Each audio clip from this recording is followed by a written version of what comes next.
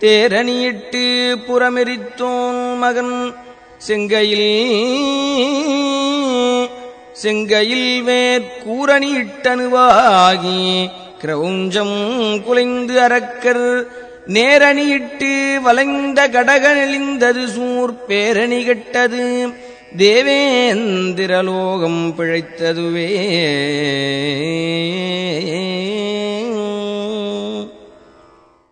தேரை அலங்கரித்து செலுத்தி ஆணவம் மாயை கண்மம் என்னும் 3 கோட்டைகளை தம் திருப்பார்வையினாலே எரித்து அருளிய சிவபெருமானுடைய திருக்குமாரர் திருமுருகப் பெருமானின் சிவந்த கையில் உள்ள கூர்மையான வேலாயுதத்தால் தைக்கப்பட்ட கிரௌஞ்ச மலையானது அணு அணுவாக துளைக்கப்பட்டு அழிந்தது. ஆரம்பத்தில் நேராக அணிவகுத்து வந்து பின்னர் வட்ட வடிவில் வளைந்து கொண்ட அசுரர்களின் சேனை தளர்ந்து ஓடியது. சூரபன்மனுடைய பெரிய நடு சேனையும் அழிந்தது.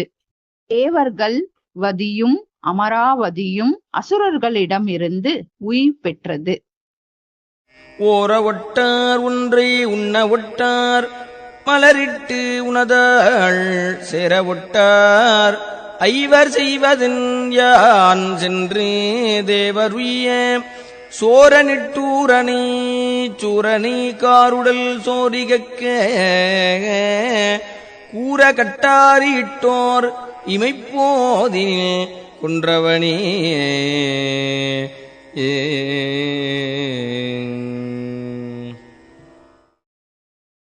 ஐம்புலன் ஆகிய ஐவர் தேவரின் திருவடி பெருமைகளை ஆராய விடமாட்டார்.